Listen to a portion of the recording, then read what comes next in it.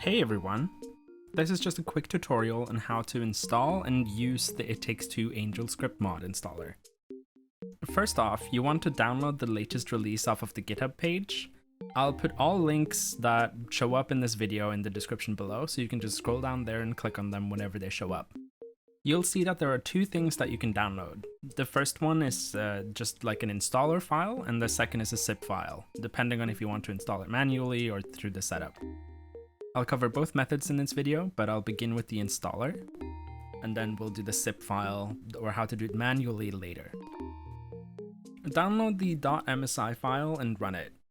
Sometimes a pop-up like this appears, just click more info and then run anyway. Click on next, and then in this window you're gonna select your It Takes Two game folder. It's not gonna work if you install it elsewhere, and the default location that's listed here also doesn't work. There are some easy ways to find your It Takes Two installation folder. In Origin, assuming it's installed to your default game library location, you can click on Origin up in the top left corner, click Application Settings, then go to Install and Saves. Click where it says Game Library Location, and this should open up a new window. If It Takes Two is installed here, open it up.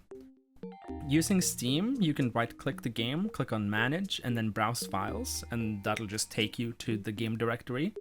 Then just copy the address bar and paste it into the installer. It will prompt you to make a shortcut on your desktop. That's up to you. I choose no because I don't need it. I use my Stream Deck for that. And then just keep clicking next until it's done installing. To install it manually, you want to download the zip file, find your It Takes Two game folder, and then just extract all of the contents of the zip file into this folder. Make sure it's in the root folder, where you see all of the other folders like the nuts folder, support, engine, stuff like that. Before we continue, make sure that you have completely clean game files. If you know that you don't have that, or you're not sure, just verify the integrity of your game files through Steam, or repair them through Origin. Once all of that's done, now you can launch the installer, and assuming everything has been done correctly, it should tell you that it's your first time launching it. It'll prompt you to make a backup, and you should do this. Assuming your script files are completely vanilla, click on yes and just let that run. It might hang a little bit while it's creating it, that's totally normal. I'm gonna choose no, because I already have a backup of my script files that I'm using already. Then it's going to recommend to enable force debug view modes. This is what lets you see volumes in game, so triggers and death volumes, that kind of stuff. And then you'll see this screen. This is going to be the main window of the installer. This is what you're going to be the most familiar with as you're using it. You have the mods list here. So all of the different mods that you have that are packaged will show up in this list. The backup that's created by the prompt is called default game backup. So if you don't have that, or you want to use another backup that you have, package it up to a zip file, rename it to default game backup as you see here on the screen, and then just put it in the mods folder that's created by the installer. The installer does come with a few mods already here. First off, it's the speed tools, then the routing tools, and FreeCam. Whenever you're installing a mod, just select it in the list and click the install button.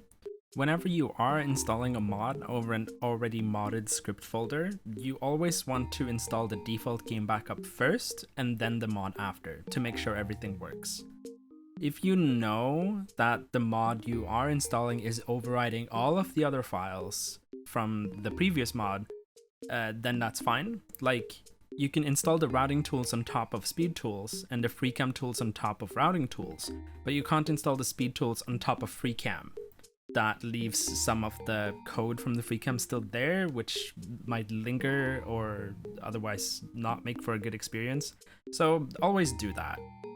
Let's go over some of the other buttons that are here. The top one is a refresh button. It does what it does, it refreshes the mods list. The settings button is where you're gonna find speed tool specific settings. So in here you can, for example, decide if you want speed tools to be active when you launch the game or if you want them to be inactive. And then you can also change your default binds for the different functions in speed tools. If you're not happy with the binds, you can always click refresh to refresh to your latest saved binds. Otherwise, you can also just click the default button to go back to the default binds. Then hit save in the bottom right, and you can go out of the settings. Then it's the create backup button. This one creates a backup of your entire script folder, so it's very useful if you are yourself working on a mod or something like that. Then it's going to show up in your mods list. It's going to be named backup by default. You can always right click it and rename it to something else. You can also delete mods this way, so just right click it and click delete and confirm, and then it's gone. Next is the install debug view button. This isn't going to be visible for you if you already installed it during the initial setup of the mod. So this one's just going to be here until you click it and install debug view.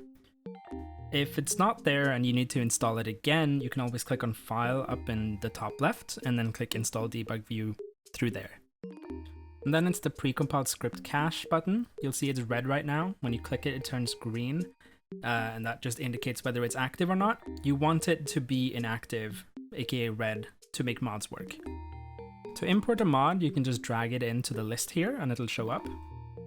Otherwise, you can also click on File up in the top left and click Import Mods there, and that opens up a window where you can import mods through. You can also open up your mod folder up here. This folder is where your mods actually are. They're just zip files in this folder. Then it's the Download Mods button. This one just brings you to my mods page where I've uploaded a few mods. Right now it's just the routing tools and speed tools and that kind of stuff, but I'm planning on adding more eventually. This is also where you're going to find the most up-to-date versions too. And then uninstall, that one installs the default game backup, then deletes the extra files added by any mods, so anything that's put into the mods and speed folders inside the script folder, and then additionally enables precompiled script.